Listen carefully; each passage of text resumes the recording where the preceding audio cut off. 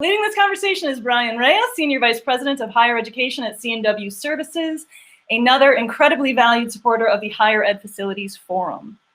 All you, Brian. Thank you, Nicolle. We're certainly thrilled to be here, and I'm very excited to introduce the two fellow participants in this discussion today. We've got Dave Irvin, who's the Associate Vice President for Facilities at Florida State University, and has held similar positions of leadership at the University of Tennessee, Knoxville. And to note is the President-elect for APA beginning in August. So you'll hear from Dave. He's got experience with large-scale public institutions, which is, I think, very valuable. Also joining us today is Nicolle Taylor, Vice President and Chief Business Officer at Pepperdine University, a private institution here on the West Coast with, I must say, incredible views of the Pacific Ocean overseeing Malibu, California. So I think you'll get two different perspectives in this discussion. And we do want this to be structured as a discussion. There are some questions we'll prompt to drive the conversation. But one of the big topics with everything going on in the world today and changes is evaluating outsourcing and what are the options. So our goal for the discussion today is to really have thoughts shared by Dave and Nicolle on what are the key drivers, the what and the why would you be doing outsourcing, who are the stakeholders and how to engage them. What are barriers that you might run into, and how do you look to overcome those? I think both of them have some examples of success stories and maybe something that didn't work well. And then finally, just an opportunity for them to give you advice. What pre-planning did they do? What alliance building did they have to create? And what resources did they consider? So versus hearing what I would have to say about this, we felt it more valuable to hear from your peers with the things that they've done in their past or are currently working on. So I'll get the ball rolling with the first question, and we'll go ladies first. So Nicolle, I'll have you start. Given one of the services that you've outsourced for facilities in your main campus or auxiliary campuses, what are the key drivers to the outsourcing decision? When you're evaluating and thinking about that. Thank you. And I just want to say how much I appreciate getting to be a part of this group. Thank you all again for having me. I think outsourcing always usually begins with the conversation about how can we lower costs. And I actually think that is the last thing that ought to be on your list. That's something that, in my experience, has typically been a byproduct of outsourcing. And there are ways that you can generate that revenue, additional revenue or expense savings. But I think my experience has been that if you're considering outsourcing, it should really be because it is a strategic move to free up resources. And whether that's personnel or people, I think you also might want to consider things like, are you doing it because you're taking advantage of someone who has industry experience and has experts working in a field that you don't want to dedicate resources to becoming an expert in? And then maybe this is a little bit on the fringes, but I think it's an important point. I think that human resource and costs related to lawsuits, all of those are really important drivers, in my opinion as well. I think depending on your environment, if you have personnel issues or frequent lawsuits that either increase business risk or lead to higher insurance premiums, higher retention payments for insurance, those sorts of things, that those are also issues that you can deal with by outsourcing potentially. So I think key drivers for me in the outsourcing that we have either done or not done have been strategic moves and less focused on a desire to reduce operational costs.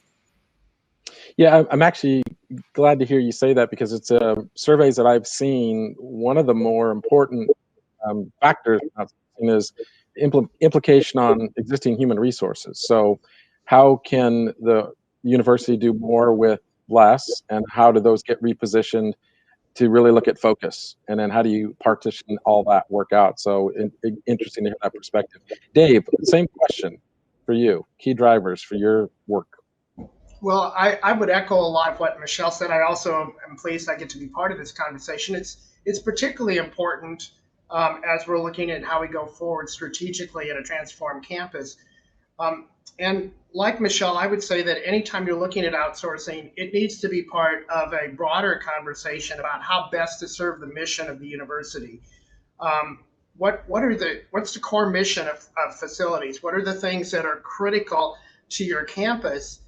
And that's probably where you need to put your manpower, your labor, and your resources. Things that are important, but maybe not as critical and essential, those are probably the targets for outsourcing. Maybe it's a remote campus that's hard to get back and forth to. Maybe, like Michelle said, Nicolle said, it's a area that has some risk management issues or training issues in terms of staying on the cutting edge. So I think all of those are part of it. But as both of you have mentioned, I think cost, while that often is the driver that leads the Board of Trustees perhaps to look at things, cost should be one of the last parameters. Really, what's most critical is what's strategic and how do you take your resources and apply them to those strategies and what you really need to be accomplishing. So Dave, do you have a decision matrix that kind of outlines which types of services fall in the bucket of consider for outsourcing and those that would not? How does that work? How does that look like? I don't know that we have something that's as formal as a matrix, but we do look at a number of things. Certainly, we're unlikely to get dramatically increased manpower. So particularly in a COVID environment, some things like custodial, which maybe in the past we would have outsourced, now we're looking at those being more essential and wanting more focus on those. So those are things that perhaps the equation has changed a little bit. The matrix maybe has changed a little bit. Where we've looked at outsourcing opportunities are things that perhaps in the past we would have done a lot of. Here at Florida State, for instance, we had a fairly large in-house construction group. We had a fairly large in-house design group. Both did great work, but if you look at what the private sector can do, what outsourcing companies can bring to the table, those are places where they can do them as well. They can target and bring those resources in a very specific way that we can't as well. So those are places where we've outsourced in a targeted way that made sense, actually did save us money, although that wasn't the key driver. And it allowed us then to focus on some of the maintenance, some of the utilities, zone maintenance and custodial, which maybe in the past weren't always as critical and would have been outsourced, but now in a COVID environment are really critical for the mission and the health and safety of our campus. Yeah, that's all great points. So a lot of different stakeholders are involved, internal, external, all sorts of that. So how has your approach been to aligning stakeholders and getting them to the path you're looking for? Nicolle, I'll go with you first again. Dave, I have to tell you too, I ran the marathon last year and someone kept yelling my name as Michelle as well. So I feel like I have to lie at home with that name too. So sorry about that. No, I'm kidding. It happens. Those two L's get in there anyway. So, I think, Brian, it's a really important question about campus stakeholders because I think part of the best way to have successful outsourcing is to have support for university stakeholders before you do it. And I think part of doing that is understanding how the service that you're potentially outsourcing impacts their operations or the success of their area. And so I know that a lot of folks will limit some of the considerations to facilities, design and construction, perhaps your finance group, the board, those sorts of stakeholder groups. But I would just tell you, I think for facilities, you really, facilities are used by so many groups. The professors have certain needs that are affected by how facilities work is done. The athletics department is there. IT is an important one not to forget because they will certainly become a partner with your external partner if you choose to outsource the service. I think that housing and residence life have a pretty hands-on relationship with a lot of facilities folks as well. And so I would tell you the broader that you can make your communication about the the input of information to successfully outsource a service, the better. And I would say, back to maybe my earlier point as well, HR and your general counsel's office will be good partners in this as well, as they help you to structure an arrangement that can be beneficial to you in those particular areas, making sure that from a personnel standpoint that you're well positioned to move forward with it. Great, good thoughts. Dave, I'll follow up, go right directly into you, the same question. Well, I agree that the broader you can make that conversation, the better. And the sooner you can have that conversation, hopefully you're having that conversation even before the outsourcing questions are being asked.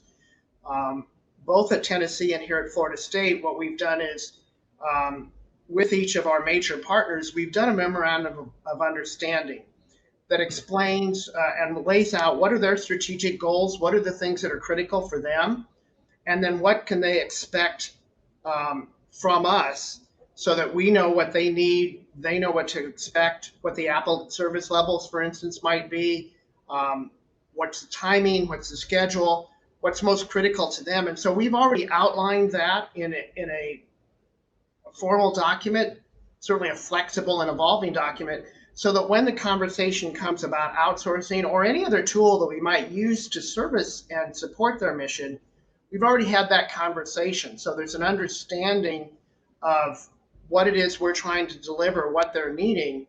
So when you come to the outsourcing question, it's easier to have a comprehensive conversation with all of those stakeholders, because you've already established the parameters and the requirements of what facilities needs to deliver. Yeah, go ahead, Nicolle. I apologize. I was just going to add to that and say, I think that's so true. The earlier you can do it, the better, because I think when you start to have the outsourcing discussion, and probably even more particularly in the COVID environment, where there is a fear of folks not having their jobs, now or in the future, I think the perception of making sure that you are not diminishing the importance of the service by outsourcing, but that you're trying to do something strategic for the university. And so that the service you're considering for outsourcing remains a strategic university priority, but you're hoping to do it in another way that is beneficial for the institution. I think that's an important message to get across to your stakeholders too. Yeah, I would agree. And on some of the drafts I've seen on outsourcing evaluation, I always see the end in mind as driving learning outcomes. And how do you support learning outcomes? And institutions have a lot of research that shows the best way to do that is to drive student engagement. Best way to drive student engagement is to make sure that their experiences on campus are great. So while you're supporting faculty and students, that is a big part of the equation, and really driving the discussion on not just cost, but its alignment with the mission and getting to the end game of learning outcomes. So with the external or the broad coalition of folks you need to bring along with you, do you look at bringing a committee of people from the very beginning of the conversation all the way through to evaluation, or do you replace people along the way? What's been your best approach to manage the folks that are going to be weighing in on the thought process? I think certainly at the very beginning, as Nicolle mentioned, I think the net needs to be cast very widely. Perhaps when you get down to the actual evaluation of proposals, a huge net makes it a little tough to do that. So I think you can have representatives from various stakeholders, a representative from academics, a representative from research, certainly from student affairs and athletics, that can report back to other parts of their various constituents. So what we've done typically is cast a wide net initially. When we get to the actual evaluation, have a little bit more focus group, still a larger group. It's not just facilities and the CFO, but a larger campus group. And then go back out to that wide net to explain what you've done and how that fits into the MOU and the strategic mission and the plan, so that there's a full understanding of how you made the decision, what they're going to receive, and how they're still going to be supported regardless of how the decision went. Yeah, I would echo that entirely. I think the input process is the wide net. The decision-making process has to be narrowed down to be efficient and effective, but then it can't be so secluded or protected, that the information is then not communicated back out to the community. This is a little bit different. It's not facilities, but in terms of outsourcing dining services, I think all these same principles apply regardless of the service that you are considering to outsource. But everybody has an opinion about what the best, what service would best look like. And so to hear those voices, I think is really important. It, again, reminds the community that it's not really, it's not a bottom line driver that is leading you to go down this path of potentially outsourcing, but really a strategic move to improve the service for the university. No, I was going to say, I might tag team too and say, when you're casting that net and when you're doing the evaluation, it's really critical that the members of your facility team be part of that. They're going to be very fearful because they've heard horror stories about how this process was not handled well, where it was just cost, and the consideration of employees and their service was negated or ignored, and they had to deal with the consequence. So I think when you're casting that net, it's very, very important that there are key people from all of your facilities teams sitting in that room, and as you do the evaluation, they're still part of that process, so that you're protecting them. They understand what's going to happen. And you're making sure that that you're doing this in a humane way, in a comprehensive way, because that's what we do in higher ed. We don't just throw people aside. We're much more about the total person, and so I think that's really critical as we look at this. And I don't want to lose sight of that key component of what needs to happen. Yeah, so I'm going to throw a little bit of a wrinkle into this next question. Normal outsourcing evaluation is for ongoing service and support. Given today's environment and COVID, what we've seen is the need for supplemental services and support, particularly in custodial and disinfection. So, one, have you engaged in that? And if not, do you anticipate that? How would you do that any differently? How would you structure supplemental outsourcing versus permanent? And Nicolle, either one of you can go first. Sure, I'll tell you that was actually our model for custodial for a long time now. We have both in-house custodial and an outsourced partner. Our current partner is Flagship, and I have to say that they have done an incredible job this year. Part of why we did that is to accommodate some sort of stakeholder requests, I think. Some of the student residence halls and more particular areas where people would prefer a little bit higher level of service, perhaps, or some additional familiarity. We have had our in-house custodial there. I think that what it has done is a really nice partnership between the two groups, and it's led to perhaps a better integration of the outsourced group into Pepperdine's culture, because we have a program called Living Pepperdine that we have introduced across our operational areas, and it's really sort of it's a version of the Ritz-Carlton standards program, where we have said, we have these 12 standards that we stand for. We review one of them each day with all of our teams, including our outsourced partners.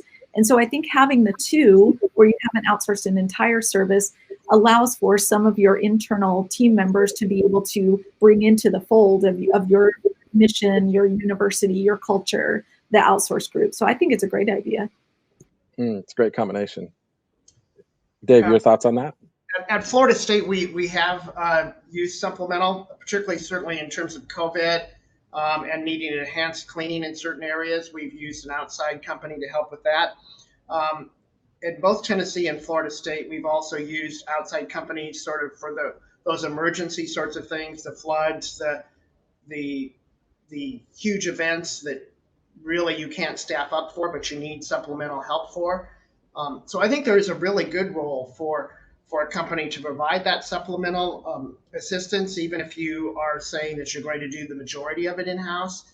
And I agree with Nicolle that complement, if it's well-defined and you have a good company, that can be a very effective way to sort of shave the peak, so that you're not staffing for the peak, but you're staffing for the day-to-day, and then you're using companies to augment what you need for those emergencies, for those enhanced cleanings or enhanced services.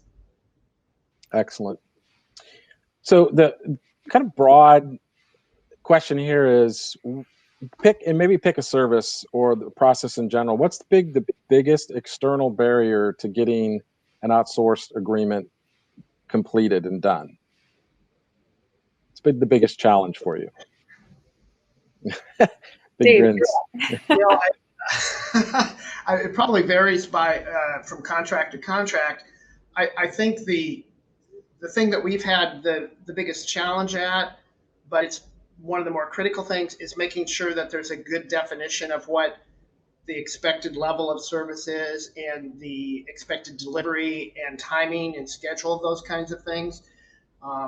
That can sometimes get into the weeds. I think what's really important is that you specify what you need to accomplish and not how the company does it. I've seen some outsourcing contracts which, for instance, say, we need 10 custodians for these hours. I think a better way to look at those is to say, we need this level of cleaning in this area, and here's how that needs to assist the mission, and leave it to the company in terms of how that's accomplished. Mm-hmm. So I think that's usually where we've had some challenges. Is sometimes we have a department or an area that wants, I want to see 6 custodians, I want to see this many people.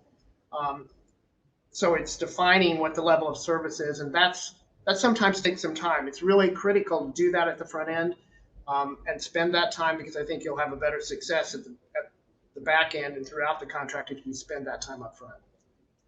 It makes sense.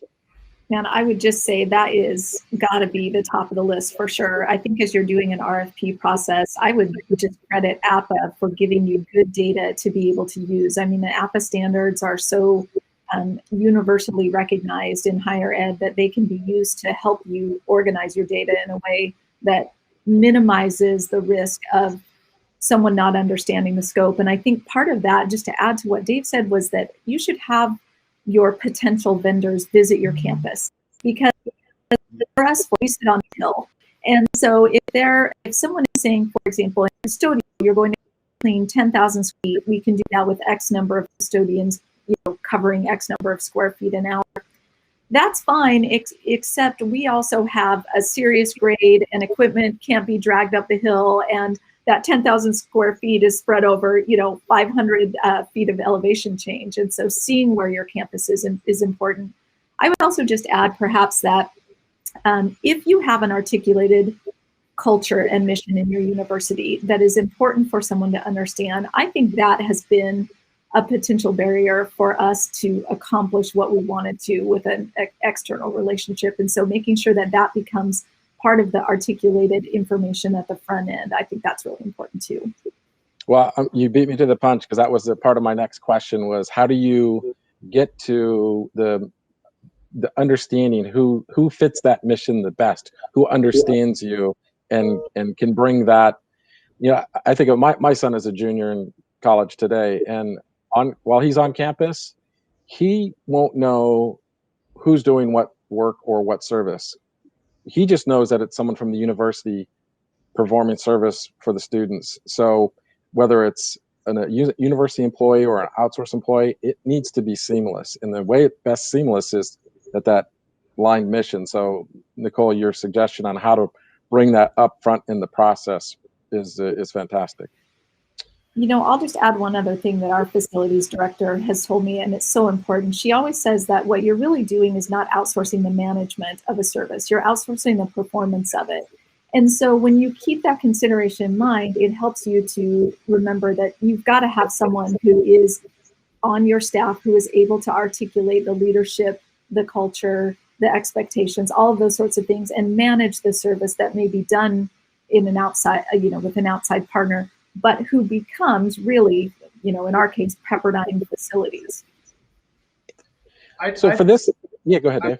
I'd tag team and emphasize a little bit where Nicolle talked about culture, and I do think that's really critical if you're going to get a good fit between the company and your in-house team, however the size of each of those. I agree it has to be seamless. And one of the things we've done, when we start a new employee that's going to be an employee for us, we have an orientation, not just a campus orientation, but a facilities orientation, for a day and a half that really talks about what's the facilities culture, what's our mission, how do we support the university, what are our tenets in terms of performance, not the technical piece, but the service piece, and what does it mean to really be a member of our facilities team. When we look at outsourcing, whatever the service is, one of the requirements we do is, as Nicolle said, is we bring them to campus, they have to tour, but we also give them that same presentation.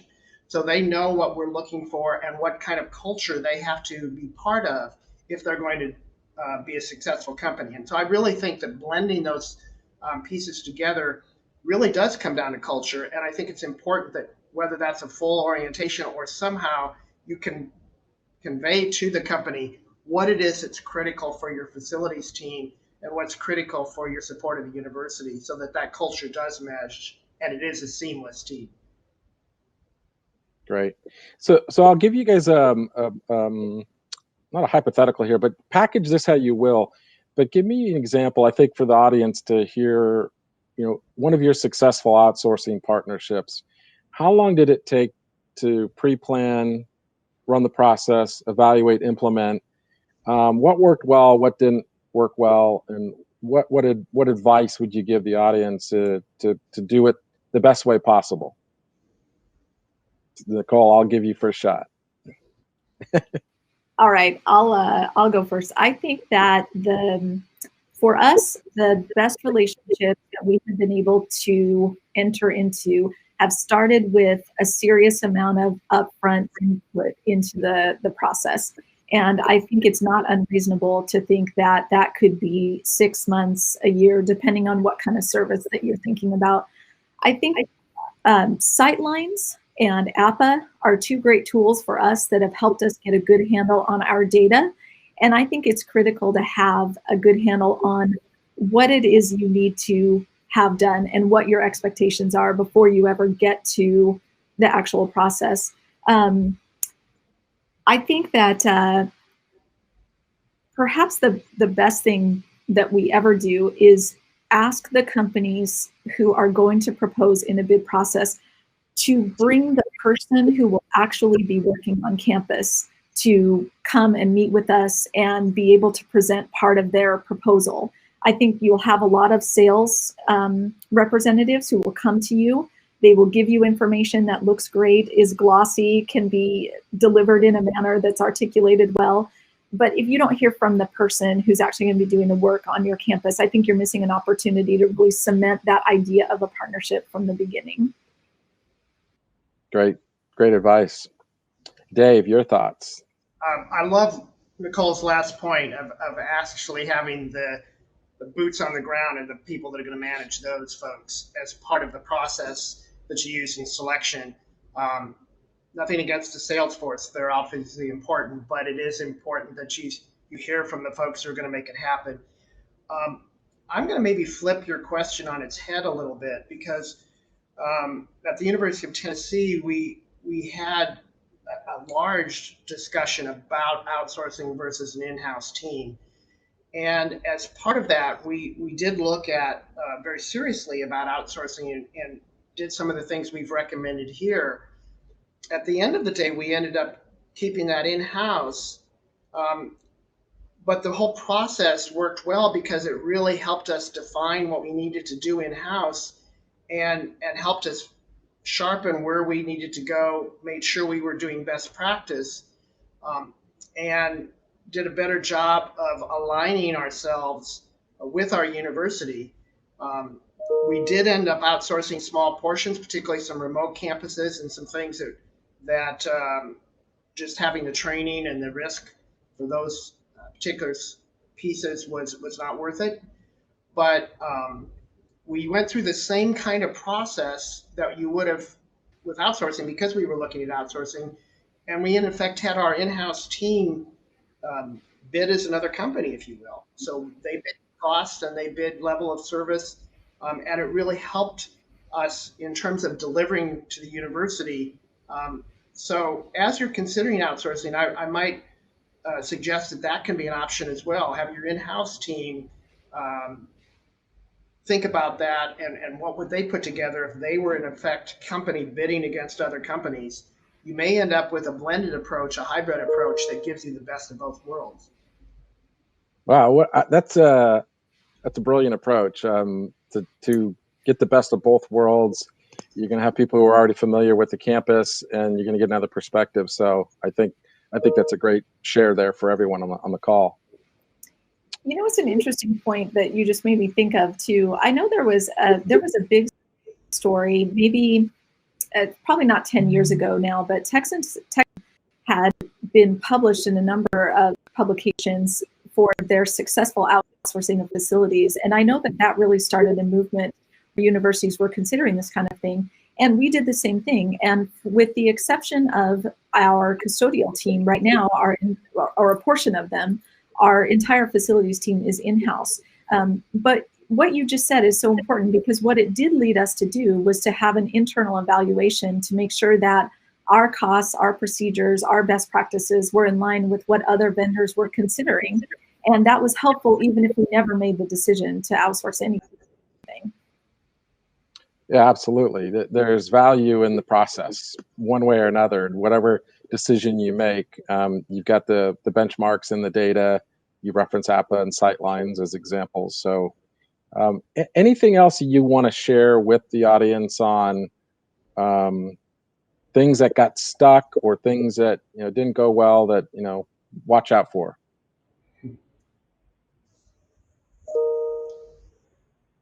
I guess I'll give perhaps a story that didn't work out as well. This is from my experience in Tennessee, and we picked a company that up front looked great. All the things were great, but there wasn't good follow through by either the company, but more importantly by us. And it gets back to what we've talked about that you're outsourcing the service, you're not outsourcing the management. It's really important that you have regular meetings, you have benchmarks and matrices of how you're going to evaluate them, whether that's Sightlines criteria, which you also apply to your outsourcing company, or other measures. That is so critical. And I've seen a lot of times when all the parties involved go into it with the best of intentions, and it may start out well, but then the manager changes or the level of service needed is somehow changed. And what started out very promising sort of deteriorates, and then both the company and outsourcing get a bad rep. And maybe it's not either. Maybe it's the fact that there was not good follow through and continued inspection of what you expect. So I think that's what I would say if you are doing this, and whether it's an in-house team or an outside company, make sure that you're continuing to have that evaluation, continue to have that process, those benchmarks that you're measuring against on a regular, consistent basis, and you're continuing to go back to what you were expecting, making sure that bar is being met on a very regular basis, so that you have that success that you wanted when you started the process. Yeah, and Dave, I suggest or assume that you have post-launch metrics that you were going to track, and you want to make sure that those are hit very rapidly and very smoothly and with the right level of progression. So I'm sure that's very beneficial. Nicolle, any other thoughts from you on that topic? One thing I might just add would be to benchmark schools that are your peer or aspirational schools to see how they are doing these things, because it might give you some insight as to whether it's something everyone else has already looked at outsourcing and they've found it's better to do it internally. That might give you some advice. And then the other thing I would just say is something we found in the RFP process: really dig into the proposal responses to make sure that people are contemplating all the things that could affect pricing, service, delivery, expectations. Things like changing labor costs, rising minimum wage, those can often affect the proposals that your vendors submit. And if they don't have those assumptions correct when they do the proposal, my opinion is that you might ding them in the process for not having done it properly originally. But it does help to ask them to revise their proposals, because better than, I'm sure it looks great to hold someone's feet to the fire on a really low proposal, but mark my words, they will come back to you later and want to renegotiate the contract, and you don't want to be in that position 2 years into the agreement. Absolutely. Very good thoughts to think about. Michael, I see you're back on. I think we're running up at the end of the session. Were there any other questions from the audience that we missed that we could capture here? Yeah, so just comments. And I'm going to unfortunately probably say his name incorrectly. Zico Kursic, 100% agreement on in-house leadership management of any outsourcing is what he just posted just a few seconds ago. So mostly people just agreeing with everything you're saying. So I think you hit everything on what people were looking to get out of this session. And so we are coming up on time, but I do want to take this opportunity to actually plug that we are going to be running some our mastermind sessions starting in the upcoming days. And this is one of the topics that we've chosen because we know that it's something that a lot of the people in the audience are evaluating, and we're looking to come together with peers to discuss. So if you're not familiar, if you haven't seen on our website, the mastermind sessions are essentially Zoom calls. There you go. And we're running on December 10th and 11th. And we're capping those at about 8 to 10 administrators. So if you want, you can go on the HEFFv website and you can sign up for that. And it's really just an opportunity to do what we can't do in person right now, which is have those roundtable discussions and just bounce ideas off each other and share experiences. And if you join one of those outsourcing ones, you'll get to actually have a conversation with Brian live and in person. So there you go. So on that note, I also would like to take the time to thank, obviously, Dave and Nicolle for joining and sharing your experience and knowledge with the audience. But Brian, also C&W for supporting HEFFv and throughout the years. Without your support, we wouldn't be able to continue doing this virtually and hopefully get back to live events next year. But thank you so much. And also thank you again, a reminder for all the sponsors of HEFFv 2.0. If you go into the marketplace, you can learn about C&W Services. You can learn about the other companies and sponsors as well. And if you're interested, you can just one click of a button, all your information goes through them, and they'll just start spamming you with stuff. No, I'm joking. It'll go directly just to Brian, and he'll send you a nice, thoughtful email, and you can have a conversation with him. So we're making it easy. You just got to click a button there. So thank you so much for this great conversation. And just like the other ones, we'll do a nice little write-up for the blog and share it with everybody that unfortunately wasn't joining us live here today. So we'll say goodbye and have a great holidays, guys.